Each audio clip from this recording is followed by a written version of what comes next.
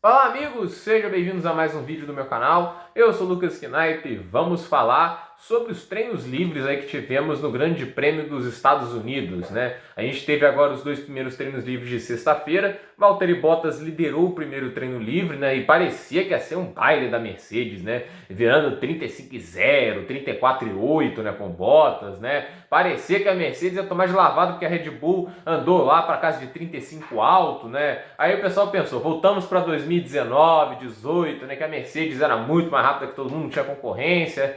Mas no treino livre 2 houve uma resposta. Apesar de o tempo do Sérgio Pérez mesmo, né? O Pérez que está comandando as ações pela Red Bull até agora, né? Não ter sido melhor que o do Bottas no TL1 é importante porque a Mercedes não andou mais lento de propósito no TL2 e foi numa condição mais parecida com a corrida vai ser e a classificação também. Porque a pista ficou 8 graus mais quente, os pneus se comportam de maneira diferente, a borracha dilata de maneira diferente quando há uma mudança brusca de temperatura, e nesse sentido a Red Bull conseguiu andar melhor e ela conseguiu recuperar muito terreno perdido. 34,9 o tempo do Pérez é muito competitivo e mostra que pelo menos a realidade do TL1, lá de quase um segundo na frente, não é verdadeira. Os carros da Red Bull estão no jogo, né? E a gente vê pelo menos uma notícia muito boa para a Red Bull, né? Porque eles não sabem o quão competitivos estão em relação à Mercedes, mas sabem de uma coisa: pelo jeito o Pérez veio para esse fim de semana desde a classificação. Na corrida é quase garantia que o mexicano vai conseguir ajudar, que ele vai conseguir ter um bom desempenho, mas às vezes, como ele se classifica mais atrás,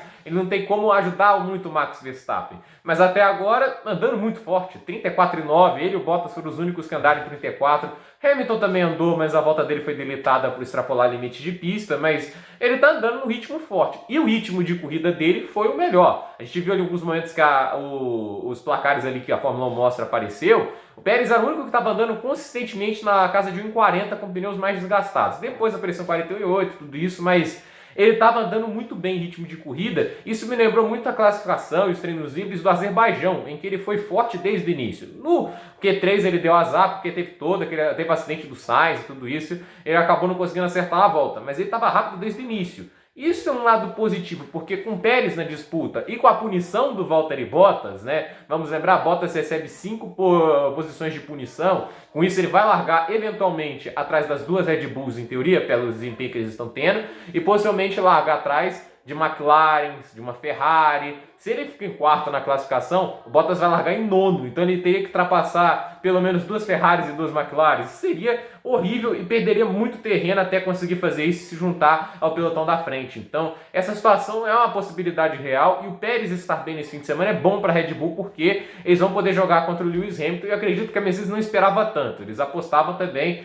na natureza complicada do carro da Red Bull. E essa pista está denotando muito equilíbrio por vários motivos. Primeira coisa que a gente tem que entender é uma pista quente, né? A gente está falando do Texas. Não é que o Texas seja igual aos filmes do Clint Eastwood, daquele deserto, aqueles bares, né? Só tem areia, tudo seco, aquele arbusto fica girando quando tem ninguém. Não é assim que o Texas é de verdade. O Texas tem regiões de vegetação, o Texas tem lugares que chovem muito, né? Tanto é que o lugar em que o circuito de Austin é feito era uma fazenda anteriormente, né? Não era um lugar assim que, não, tinha umas construções ali. Não, era uma fazenda, entende? Não era um lugar árido para fazer. Tanto é que, vamos lembrar, esse lugar era plano, essas subidas e descidas foram feitas artificialmente. Então, a questão é, esse tipo de situação, né, de ser um lugar que, apesar de ter umidade e tudo isso, ele é quente, a borracha, ela comporta de forma diferente, como eu disse, né? Então, assim, o asfalto ser muito quente altera o desempenho. E a Mercedes, historicamente, ela nunca teve um grande desempenho, né? Pelo menos nesses últimos anos, carros mais largos, esses pneus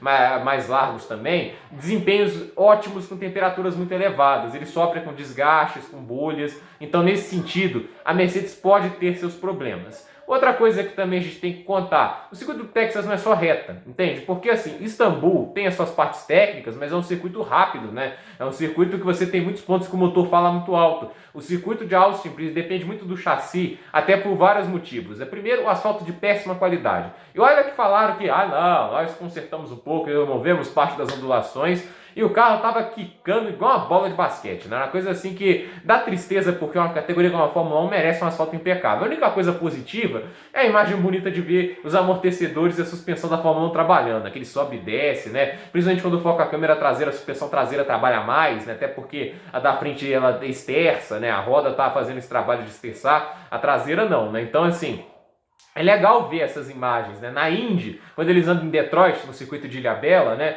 Você vê o carro trabalhando muito com a suspensão traseira, eu acho isso muito bonito, né? Eu acho que mostra a perfeição que esses carros são construídos, com os monopostos, assim, porque é a minha categoria favorita, né? Meu estilo de carro favorito no automobilismo, porque você vê que eles são construídos com os mínimos detalhes para serem os mais rápidos possíveis, e você consegue notar isso, tanto nos detalhes, você vê a construção do carro. Nesse sentido, assim, você depende de um bom conjunto de suspensão, amortecedores, chassi, aerodinâmica para sobreviver aos bumps. E nesse lado, a Red Bull, a Ferrari, elas conseguem se destacar um pouco mais. A Ferrari até agora não acordou para a vida nesse fim de semana, eu esperava mais dela, né? Mas a McLaren está andando bem, por exemplo, né? E a Red Bull consegue se dar bem nesse tipo de curvas, né?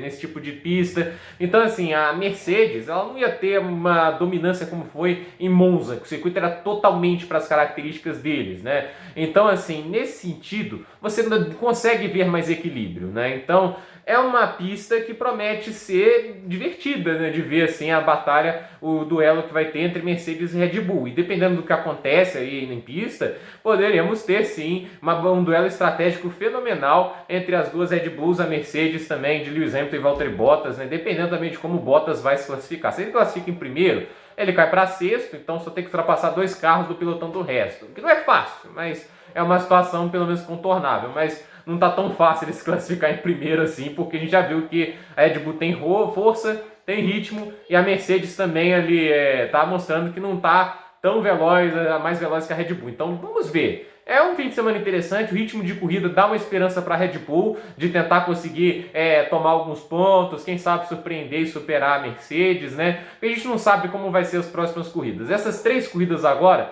são chaves, né? Se o Verstappen ganha agora, ele tem uma vantagem iluminada para o México, que em teoria a Red Bull sempre foi um carro melhor. E assim, no Brasil a Red Bull também historicamente é um carro melhor lá. Se o Verstappen ganhar essas 3 corridas, ele tem o trabalho de administrar o resto, né? Mas ele vai ganhar essas 3 corridas? A gente não sabe. Então, assim, o que a gente viu até agora foi uma amostra. Dá pra ver que Red Bull tá forte, que a Mercedes também continua muito sólida, mas assim, corrida e classificação podem nos apresentar histórias surpreendentes. Não vejo a Mercedes com a superioridade que ela teve na Turquia e em Monza. Esse fim de semana parece que a Red Bull tem condições de bater de frente e é legal ver que o Pérez está na briga também. Ver dele desde o início, lá na frente, com o ritmo dele, conservando pneus, traz um ingrediente extra para tornar essa corrida mais legal. Outras coisas para se notar, o Stroll andando muito bem, melhor do que eu esperava, Aston Martin parece estar se dando um pouco bem com a pista, McLaren forte, Lando Norris de novo voando, né,